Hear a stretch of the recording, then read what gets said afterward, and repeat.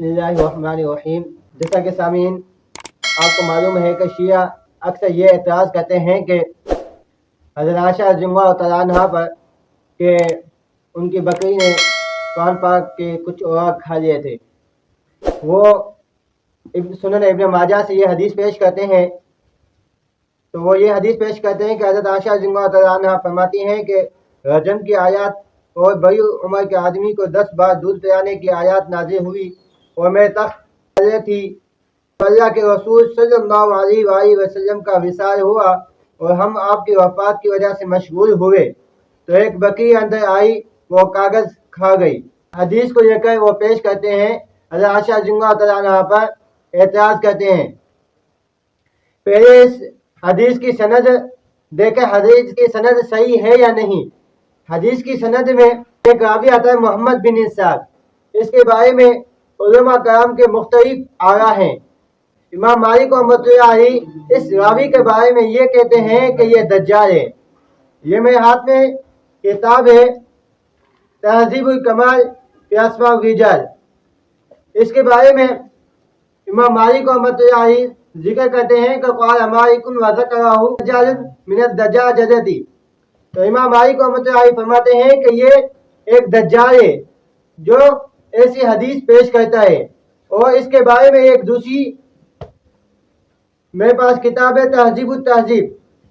इसके अंदर इमाम बुखारी रहमतुल्लाह अलैह कहते हैं कि मोहम्मद बिन इसाक के बारे में कि ये 1000 अहादीस में मुनफरिद है।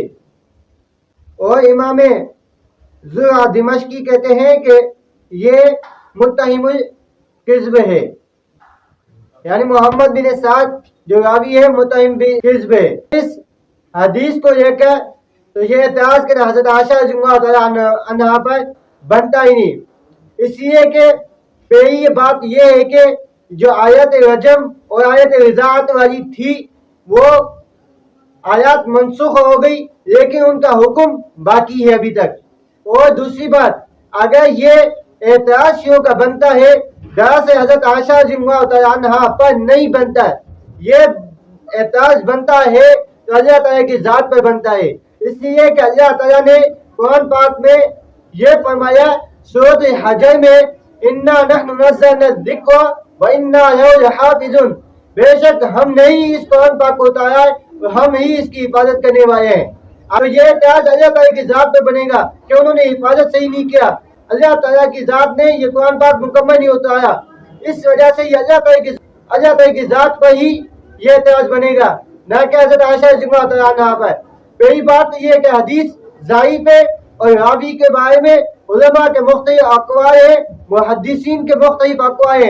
इमाम मालिक ने कहा ये दज्जाल है, इमाम बुखारी ने कहा ये 1000 अहादीस में मुनफरिद है, और इमाम अबू ज़ुरा दिमश्की कहते हैं कि ये मुत्तहिम बिल किज़्ब है। तो ये अहादीस पहली बात तो ज़ईफ़ है, और इस अहादीस को लेकर बात करना दरअसल ये दीन इस्लाम के साथ धोखा दिलाना है, लोगों के जहनों में ये वाम दिलाना है कि ये कुरान पाक मुकम्मल नहीं है, कुरान पाक की हिफाजत नहीं हुई है।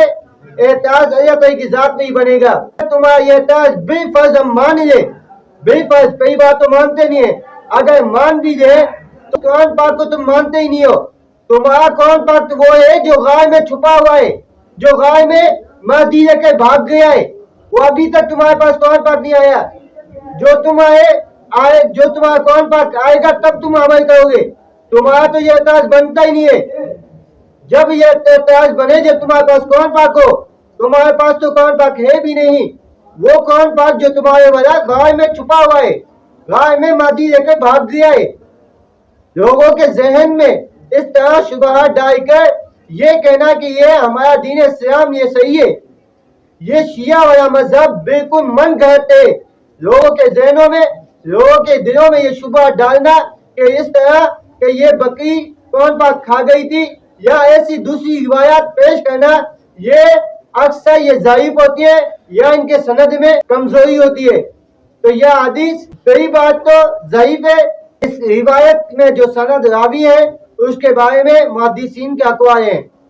तो सामीन ये बात बता दी कि हज़रत आयशा रज़ियल्लाहु तआला अन्हा पर ये झूठा जो इल्ज़ाम लगाते हैं, तो दरअसल ये حدیث ضعیف ہے اور محدثین کے نزدیک اس کے آراء مختلف ہے، اور بعض حضرات امام مالک تو کہتے ہیں کہ اس میں راوی محمد بن اسحاق ہے وہ دجال ہے، اور امام ابو زرع دمشقی کہتے ہیں کہ یہ متہم بالکذب ہے، اور امام بخاری کہتے ہیں کہ اس میں منفرد ہے۔